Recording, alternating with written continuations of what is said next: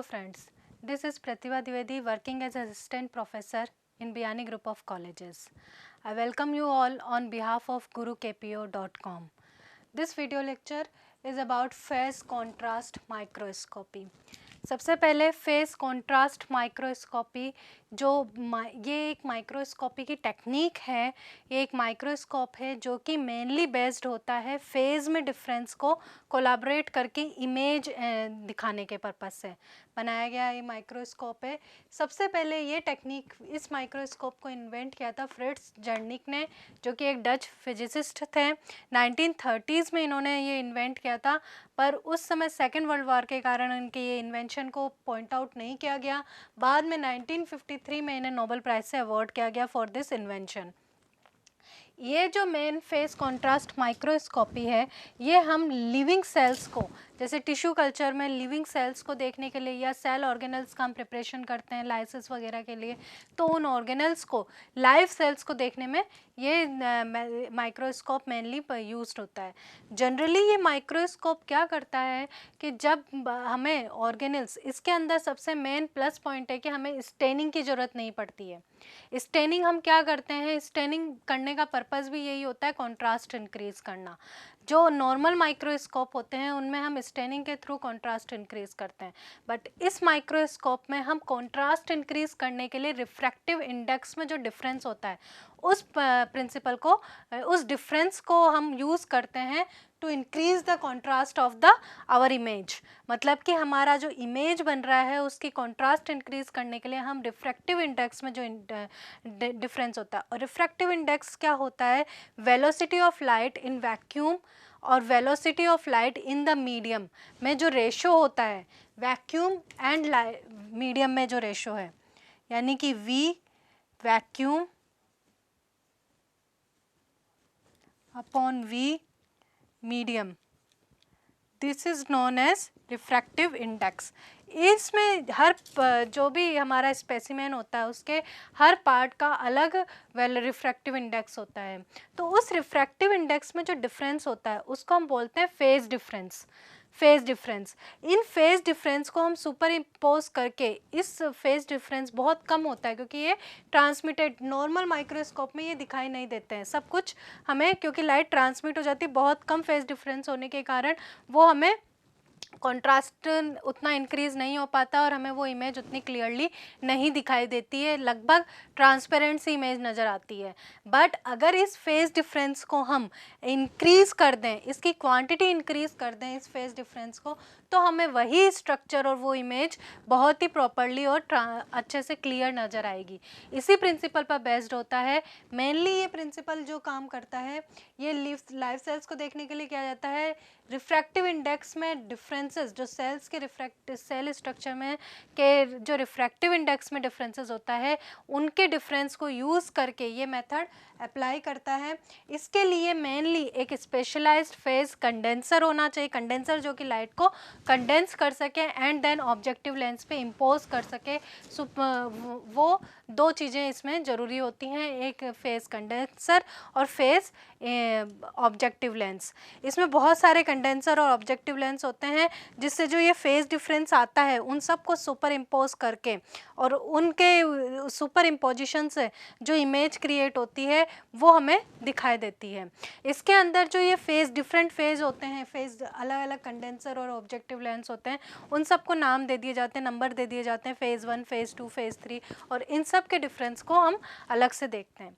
For example, अगर आपके किसी ट्रांसपेरेंट मीडियम में एक ट्रांसपेरेंट डिस्क रखी हुई है, तो जब लाइट उससे पास होगी डिस्क से तो हमें कुछ नहीं दिखाई देगा, डिस्क प्रॉपरली नज़र नहीं आएगी एक मीडियम, क्योंकि मीडियम भी ट्रांसपेरेंट है और डिस्क भी ट्रांसपेरेंट है, बट दोनों के रिफ्रैक्टिव इंडेक्स में डिफरेंस होगा, बहुत मिनिमम होगा, जो कि नॉर्मल माइक्रोस्कोप हमें डिफ्रेंशिएट करके नहीं दिखा पाएगा। लेकिन इस जो फेज़ डिफरेंस है उसको अगर हम इंक्रीज़ कर दें बाय फेज डिफरेंस, मतलब कि जब लाइट एक मीडियम में पास हो रही है तो उसकी वेलोसिटी अलग है और दूसरे मीडियम में पास हो रही है तो उसकी वेलोसिटी अलग है, यानी वेलोसिटी में इस जो डिफरेंस है बहुत मिनिमम है उसको हम एनलार्ज कर दें, ज़्यादा बढ़ा दें, जिसे हम बोलते हैं फेज डिफरेंस, उसको बढ़ा दें तो वो जो हमें इमेज है वो ट्रांसपेरेंट डिस्क है वो हमें ब्राइटली अलग से नज़र आ जाएगी ट्रांसपेरेंट मीडियम में भी। ये हमारा मेन इसका एग्जाम्पल है। अगर हम इसके प्रिंसिपल की बात करते हैं तो सबसे पहले इसका एक स्ट्रक्चर, एक इमेज रे डायग्राम बनाना पड़ेगा, देन फिर हम उसके प्रिंसिपल की बात करेंगे। ये है फेस कॉन्ट्रास्ट माइक्रोस्कोपिका का अगर हम प्रिंसिपल की बात करें तो इस रे डायग्राम के थ्रू हम उसको समझ सकते हैं। फॉर एग्ज़ाम्पल जैसे हमने बात की थी कि अगर ट्रांसपेरेंट मीडियम के अंदर ट्रांसपेरेंट डिस्क रखा जाता है तो जब नॉर्मल माइक्रोस्कोप से हम देखते हैं तो दोनों के रिफ्रैक्टिव इंडेक्स में चेंज है, पर डिफरेंस है, परंतु उस डिफरेंस में बहुत कम डिफरेंस होने के कारण वो हमें दिखाई नहीं देती है। बट अगर उस मीडियम में हम कोई ऐसा ऑब्जेक्ट रख दें जिसका रिफ्रैक्टिव इंडेक्स ज़्यादा डिफरेंट है कंपैरेटिवली टू डिस्क के, तो लाइट क्या होगी, डेविएट ज़्यादा होगी, जिसके कारण रिफ्रैक्टिव इंडेक्स वेलोसिटी में चेंज होगा तो डेविएट ज़्यादा होगी। ज़्यादा डेविएशन के कारण हमें जो इन कॉन्ट्रास्ट है वो इंक्रीज मिलेगा, जिसके कारण वो हमें ऑब्जेक्ट क्लियरली नज़र आएगा, विजिबल होगा। सेम यहाँ पे फिनोमिना काम करता है। इसके अंदर हम क्या करते हैं, लाइट सोर्स से पहले एक एन्युलर अपर्चर वाला रिंग, एक प्लेट लगाते हैं जिसके अंदर एक एन्युलर लगभग अर्धचंद्राकार अपर्चर होता है, छेद होती है जहाँ से लाइट पास होके गिरती है कंडेंसर के ऊपर। दैट दिस इज कंडेंसर, जो कि एनुलर अपर्चर के जस्ट पीछे रखा होता है। कंडेंसर से गिरती है, टकराती है, कंडेंसर जो कि कंडेंस करता है। यहाँ ये जो एनुलर अपर्चर होता है ये कंडेंसर के फोकल लेंथ पे प्रेजेंट होता है, यानी कि कंडेंसर से की लेंस जो है इसकी फोकस दूरी जितनी होगी वहाँ पे हम ये एनुलर अपर्चर वाली प्लेट रखते हैं। अब जैसे ही लाइट कंडेंसर पे गिरती है, लाइट कंडेंस होगी, कंडेंस होकर ऑब्जेक्ट प्लेन पे गिरेगी। ऑब्जेक्ट प्लेन ये जगह है जहाँ पे हम अपना ऑब्जेक्ट रखते हैं जिसको कि हमें देखना है, जिसको विजुलाइज करना है। जैसे कि नॉर्मल माइक्रोस्कोप में जो स्टेज होता है जहाँ हम अपना ऑब्जेक्ट रखते हैं, सेम ये स्टेज टाइप स्टेज होता है जहाँ हम अपना ऑब्जेक्ट रखते हैं जिसको विजुलाइज करना है। यहाँ से लाइट टकराएगी।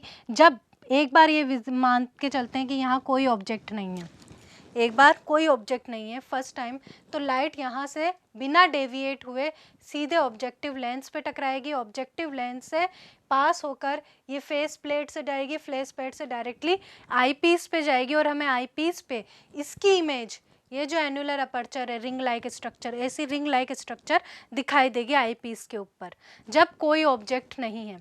इस समय जो लाइट जा रही है, पास आउट हो रही है, उसको हम बोलेंगे अनडेविएटेड लाइट, है ना। लाइट डेविएट नहीं हो रही है, रिफ्रैक्टिव इंडेक्स में कोई चेंजेस नहीं आ रहे हैं, तो ये जो इस समय फेज़ 1 है, यानी कि लाइट बिल्कुल भी चेंज नहीं हुई, डेविएट नहीं हुई। फेज़ 2 में क्या किया हमने, मान लो यहाँ पे एक ऑब्जेक्ट रखा जिसका रिफ्रैक्टिव इंडेक्स इस लाइट से, जो ये लाइट एनुलर अपर्चर से जा रही है, उससे अलग है। तो जैसे ही लाइट कंडेंसर से होते हुए ऑब्जेक्टिव लेंस से टकराएगी, ऑब्जेक्टिव लेंस से फिर डेविएट हो जाएगी, दिस इज अनडेविएटेड लाइट,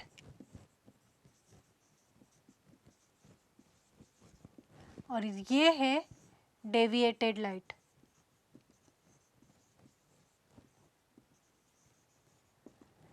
जैसे ही लाइट ऑब्जेक्ट से टकराई वो डेविएट हुई, अपने पाथ से मूव हुई, और ऑब्जेक्टिव लेंस से टकराने के बाद, पास आउट होने के बाद जैसे ही ये लाइट फेस प्लेट से जाएगी, फेस प्लेट क्या करता है, फेस डिफरेंस क्रिएट करता है। फेस प्लेट में हम क्या करते हैं, लगभग 1/4 वेवलेंथ का डिफरेंस प्रोड्यूस करने के लिए 1/4 या तो डीप ग्रूव बना देते हैं इस प्लेट के अंदर, यानी गड्ढा टाइप बना देते हैं 1/4 वेवलेंथ प्रोड्यूस करने के लिए डिफरेंस, या फिर 1/4 की प्लेट लगा देते हैं, और जैसे इसमें दिखाया हुआ 1/4 वेवलेंथ की प्लेट लगा रखी है, ताकि या तो 1/4 वेवलेंथ इंक्रीज कर देते हैं या डिक्रीज कर देते हैं, ताकि फेज जो डिफरेंस क्रिएट हो रहा है वो 1/4 वेवलेंथ का क्रिएट हो। तो वो क्रिएट करने के लिए हम जैसे ही डेविएटेड लाइट इस फेस प्लेट से मूव करेगी तो 1/4 वेवलेंथ का डिफरेंस प्रोवाइड हो जाएगा। अब ये एक्स्ट्रा पहले से ही ये वेवलेंथ डिफरेंस था और ये ले वेवलेंथ, और पहले इन दोनों अनडेविएटेड और डेविएटेड लाइट के रिफ्रैक्टिव इंडेक्स में चेंज जो डिफरेंस है वो इंक्रीज हो जाएगा, फेज डिफरेंस इंक्रीज हो जाएगा, और इस फेज डिफरेंस में इंक्रीज के कारण जो इमेज हमें मिलेगी वो ऑब्जेक्ट की एकदम क्लियर मिलेगी। ये एक फेज डिफरेंस है। जैसे और ऑब्जेक्ट के अंदर भी जो पार्टिकल्स हैं, जो भी स्ट्रक्चर वगैरह हैं, उनके अंदर भी रिफ्रैक्टिव इंडेक्स अलग अलग टाइप का होगा हर ऑर्गेनल का। जैसे माइटोकॉन्ड्रिया का रिफ्रैक्टिव इंडेक्स अलग होगा और ये राइबोसोम्स का अलग होगा। तो इनके रिफ्रैक्टिव इंडेक्स में भी जो चेंजेस होंगे वो फेज डिफरेंस और ये फेज डिफरेंस जब सुपर इम्पोज होगा एक दूसरे के ऊपर, तो जिसके कारण इंटरफेरेंस जनरेट होगा और उस इंटरफेरेंस को हम कम होने के कारण उस इंटरफेरेंस का लॉस होगा और उस लॉस के कारण ये क्या होगा, हमें ऑब्जेक्ट ब्राइट नज़र आएगा। ब्राइट यानी कि हमें कंट्रास्ट इंक्रीज नज़र आएगा।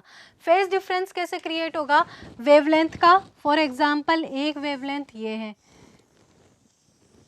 ठीक है, और दूसरी 1/4 का हमने यहाँ से वेवलेंथ स्टार्ट किया है, 1/4 का डिफरेंस। तो इन दोनों वेवलेंथ में डिफरेंस है। जहाँ वेवलेंथ क्रेस्ट से मैच कर रहा है वहाँ तो क्या होगा, इंटरफेरेंस इंक्रीज हो जाएगा, इंटेंसिटी इंक्रीज हो जाएगी जहाँ ट्रफ से कर रहा है। बट जहाँ पे ये ट्रफ जो है, ट्रफ और क्रेस्ट दोनों अपोजिट हो रहे हैं, यहाँ इंटरफेरेंस बढ़ जाएगा, फेरेंस बढ़ जाएगा और इंटेंसिटी कम हो जाएगी।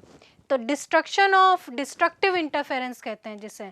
तो जैसे ही इस फेज डिफरेंस और हमारे ऑब्जेक्ट को रखने के बाद जो फेज डिफरेंस जनरेट हुआ है वो दोनों में सुपर इम्पोजिशन होगा। इम्पोजिशन के कारण जो भी डिस्ट्रक्टिव इंटरफेरेंस क्रिएट हो रहा था पहले, ये जो डिस्ट्रक्टिव इंटरफेरेंस क्रिएट हो रहा था, क्रेस्ट और ट्रफ एक दूसरे के अगेंस्ट थे, जिसके कारण एक डिस्ट्रक्टिव इंटरफेरेंस, इंटेंसिटी कम हो जाती है, जिसके कारण हमें वो इमेज क्लियर नज़र नहीं आती है।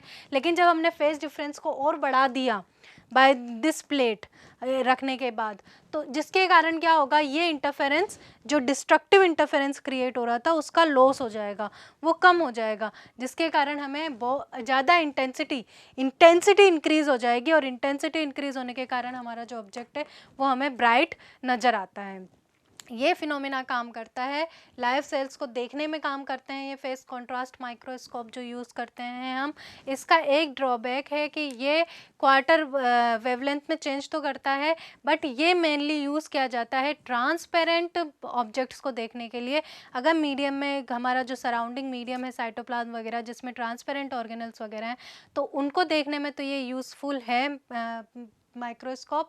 बट अगर कोई ओपेक या फिर हम बोलें कि ऐसे ऑब्जेक्ट जो कि ट्रांसपेरेंट नहीं है, नॉन ट्रांसपेरेंट ऑब्जेक्ट्स को ये देखने में यूज़फुल नहीं है, क्योंकि ये इतना रिफ्रैक्टिव इंडेक्स है कि हमें एकदम ब्लर इमेज प्रोवाइड होती है, एकदम इतना इंक्रीज कर देता है डिफरेंस, तो हमें एकदम ब्लर इमेज, जबकि उनमें ऑलरेडी रिफ्रैक्टिव इंडेक्स बहुत ज़्यादा डिफरेंट होता है, इंडेक्स में डिफरेंस बहुत ज़्यादा होता है। और इस रिफ्रैक्टिव इंडेक्स में डिफरेंस को ही हम क्या बोलते हैं, phase difference.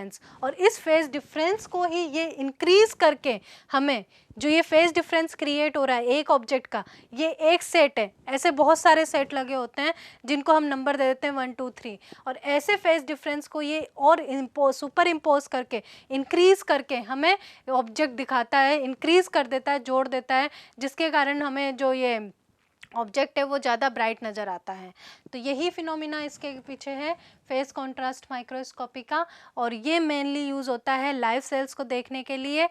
And this is all about phase contrast microscopy. Thank you for watching this video. Please like, share and comment, and stay tuned to gurukepio.com. Thank you.